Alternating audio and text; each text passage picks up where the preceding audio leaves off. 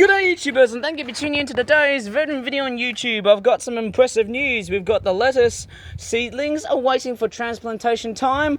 Hopefully I can do it by tomorrow morning. Obviously I'm making this video. So if you didn't even know, these ones here are the cabbage seedlings, and these ones there are the lettuce seedlings. And although these two plants come from two totally different families, they are of course fairly nice to look at. And I'm going to go ahead and straightforward have a look. Yes, we've just came out from a very relatively hot day. The day is still relatively dry. We did get some, I think we had some overnight showers, but they were not enough, unfortunately. So I'll probably wait until late August, mid to late August, for some decent rainfall. And I'm going to stand back just to appreciate. We've got, apparently, there's a special guest that has actually arrived from, it's this sunflower here. Apparently this one here, as far as I can really tell, this has actually been heavily derived from another location. I think it's the River Ray. Fairly strange. I wonder where I stole that for some reason, but it's going to be a nice addition to my sunflower collection. I've got about 6 sunflowers, not 6, 7. Okay, we've got lots and lots of nasturtiums. In fact, the nasturtiums are basically waking their way through, passing by the pumpkin seedlings and the potato seedlings that they're encroaching upon. Yes, this potato seedling has now been transplanted and now is also sprouting out some amazing potato seeds. Actually, sorry, I think they're potato tubes. I think tubes are the main things that you eat. The pumpkin seedling, man, I'll tell you what, that thing there has actually been doing very good so far. It has basically closed off pollination, obviously I suppose so. There will be more of that to come as we straightforward almost culminate summer. And speaking of another fruit that I've just seen, there is another one that looks like this, and apparently this was the one that this was actually the one I almost killed. It's this one right here. It's this small one right here, and it's about to open up the female flower. I can actually see quite a big array of male flowers in no particular order. They are straightforward growing very rapidly, and alongside with that comes another female. I can actually start to see why I've been highly successful on growing these types of things. They are such a fairly nice crop to plant, and they're much larger than what I would have expected because they are the Halloween style pumpkins, obviously. Alongside that, we've got another pumpkin seedling here, and that one there is the one that has unfortunately suffered some very poor pollinating, I think. So let me just corner around. We've got some fresh tomato seedlings. These are of course the ones in which I've pretty much purchased from my store, and they're growing very particularly well. I bet next year's summer is going to be even more drier and hotter at times, given how the effects are going to be like.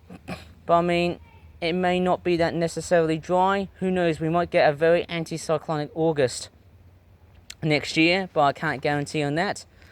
Okay, so we've got the sunflower seedling, which obviously, yes, as you can see, this head here has started to culminate, and now it's making its way for a second sunflower head, and there's also a third sunflower head, which may or may have never ever been materialized. Isn't it quite interesting on how sunflowers start to, basically bloom another versions of these? It's actually highly amazing to see why am I getting so many sunflower heads.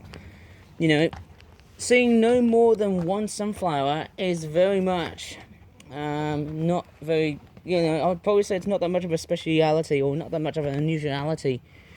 Okay, I'm going to go pass by this big size pumpkin seedling with some nasty shrubbery that needs some trimming, of course. Another sunflower seedling. We've got big arrays of calendulas. Very amazing. I could tell what the calendulas have been doing quite well. And the reason why I'm making this video is because not only I'm doing a backyard garden tour, but I'm also on a race just before the advent of making delayed videos on YouTube. I'm sure making delayed videos on a wave like this is a little bit like enduring a very prolonged heat wave. Do you know what I mean? It's like suffering an extremely long heat wave during what we had so far during July and June this year. It's been ridiculously hot, and I tell you what, with barely near next to no rainfall, it has been one of the driest summers since 1976. Although I might be completely and utterly wrong. Getting these hotter and drier conditions is going to be a very common and fairly ubiquitous ubiquitous factor with summers to come like this. And yes, we've got more calendulas. We've got, of course, more nasturtiums as well. We get different varieties of different colours. We get yellow, red, orange, and peach looking as well too. Mind you, there's actually so many different colours. White calendulas. Never thought of getting white calendulas. They look a little bit too much like an osteoporum. If you know what that flower is, I suppose, eh? And if I go up towards the cornflowers, there's actually a very interesting slight variation on the flowers themselves. I'm going to be very mindful and careful of where I step at, because I don't want to damage the plants of what I've grown so far. And of course, they are, of course, my plants and not someone else's. Okay, so here are the cornflowers. Now, I'm starting to see something a bit different.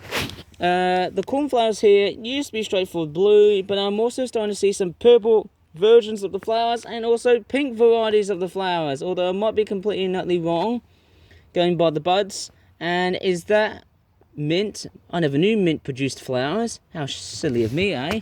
I got more calendulas. I've actually transplanted this broadbean. Now, unfortunately, I don't think this one here is going to straightforward spend another second chance of living.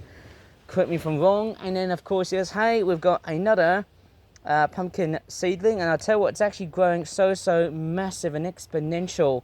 It is just freaking amazing. And I did spot another female pumpkin fruit that's also been produced here. I can just see one. There's the fruit itself. Hopefully, I can tell what I guys, hey. I can see one, and I can see two. Tell you what, this pumpkin seedling is actually going to be exponentially massive. You can see how the vines actually, they sort of help to support the plant, but they also strain other plants. Like this thistle here, it is going to be completely and utterly besmirched by this giant pumpkin seedling that I've planted. And there's also another female fruit that's also very much way beyond development. You can just see how many females they're going to be very much developing. It's going to be very awesome.